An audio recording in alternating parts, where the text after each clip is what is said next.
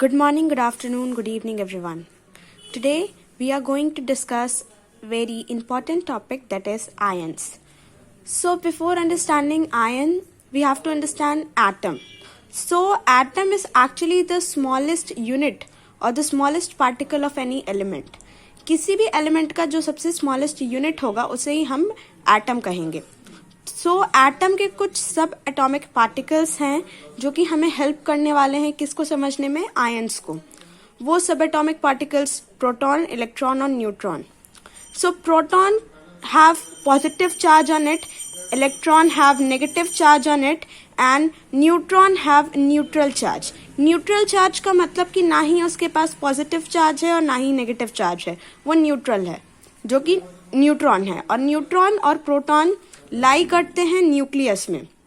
Nucleus जो कि centre में होता है किसी भी एटम के. और जो इलेक्ट्रॉन है यही मूव करता है इलेक्ट्रॉन ऑर्बिट्स में. इलेक्ट्रॉन किस में मूव करता है, ऑर्बिट्स में. अब यहाँ तक बात आपको समझ में आ गई है तो यही आपको हेल्प करने वाली है आगे आयंस को समझने में.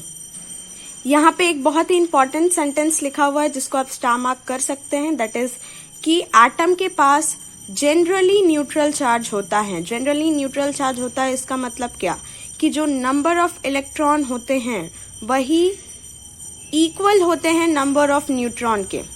जो नंबर ऑफ इलेक्ट्रॉन एक एटम में है वो इक्वल है नंबर ऑफ न्यूट्रॉन के. और ये नॉर्मली किसी भी एटम के साथ ऐसा ही होता है कि वो न्यूट्रल चार्ज कैरी करता है. बट इफ अगर वो किसी भी इलेक्ट्रॉन को गेन कर लेगा तो वो नेगेटिव चार्ज का आयन बन जाएगा.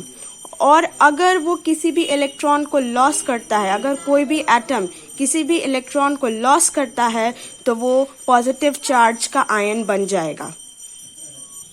The definition of ion says that कि एक ऐसा एटम, आयन एक ऐसा एटम और ग्रुप ऑफ एटम, यानी कि एक ऐसा मॉलिक्यूल और एक ऐसा एटम है जो कि इधर पॉजिटिव चार्ज और नेगेटिव चार्ज कैरी करता है. पॉजिटिव चार्ज कैरी करने का मतलब कि उसने एक किसी इलेक्ट्रॉन को लॉस किया है और नेगेटिव चार्ज कैरी करने का मतलब कि किसी भी इलेक्ट्रॉन को गेन किया है. क्योंकि इलेक्ट्रॉन का चार्ज नेगेटिव होता है तो नेगेटिव चार्ज अगर लॉस कर देंगे तो प्रोटॉन का नंबर बढ़ जाएगा, यानी कि पॉजिटिव चार्ज कैरी करेंगे.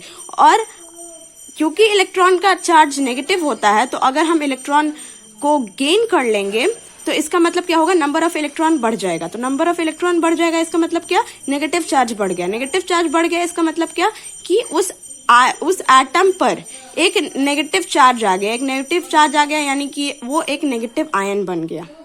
तो यही एक टॉपिक था आयन. बहुत ही सिंपल सा टॉपिक था, बस इसमें ध्यान देने की जरूरत है पॉजिटिव और नेगेटिव चार्जेस पर. किसके पॉजिटिव और नेगेटिव चार्जेस पर, जो हमारे सब एटॉमिक पार्टिकल हैं उसके पॉजिटिव और नेगेटिव चार्ज पर. Thank you everyone, hope you understood this topic.